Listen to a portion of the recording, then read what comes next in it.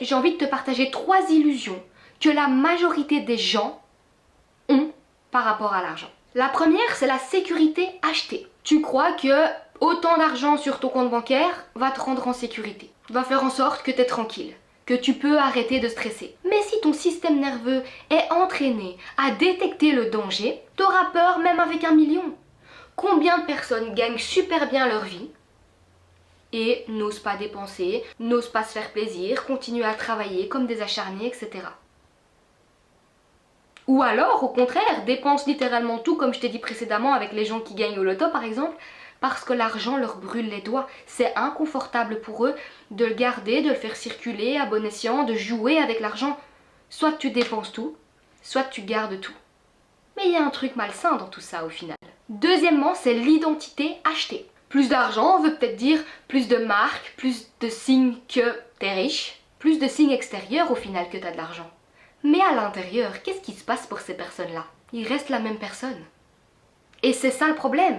C'est que si t'attends que l'argent te valide, si t'attends que quand j'aurai plus d'argent, je pourrai enfin m'aimer, avoir plus confiance en moi, me sentir plus légitime pour mes clientes, etc.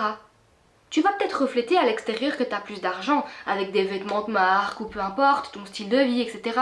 Mais à l'intérieur, ces gens-là ont toujours cette sensation de devoir prouver, se sentent toujours illégitimes, ont l'impression qu'ils n'en font jamais assez, ont toujours cette peur que les clientes ne soient pas satisfaites ou que l'argent va partir.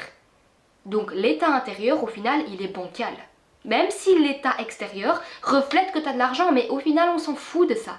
C'est l'état intérieur qui compte. Et si ton état intérieur est bancal, à un moment ou à un autre, tout va dégringoler. Et troisièmement, c'est la guérison achetée. Beaucoup de personnes qui ont de l'argent ou qui veulent plus d'argent pensent que quand ils auront plus d'argent, ils vont pouvoir combler un manque. J'ai tellement ressenti ça dans mon adolescence. J'avais tellement pas d'argent, c'était tellement la galère que dès que j'en avais un peu, je venais combler. J'achetais plein de vêtements et puis après quand j'ai commencé dans l'entrepreneuriat, j'achetais plein de formations. Mais c'était pas utile. J'aurais pu acheter des vêtements, j'aurais pu acheter des formations, j'aurais pu investir, j'aurais pu me faire plaisir. Mais il faut un juste milieu et là littéralement je l'avais pas du tout. Et il y avait une raison encore une fois derrière ça. La guérison achetée. Le vide est émotionnel et l'argent ne viendra jamais acheter ça. L'argent ne va jamais remplir ce vide.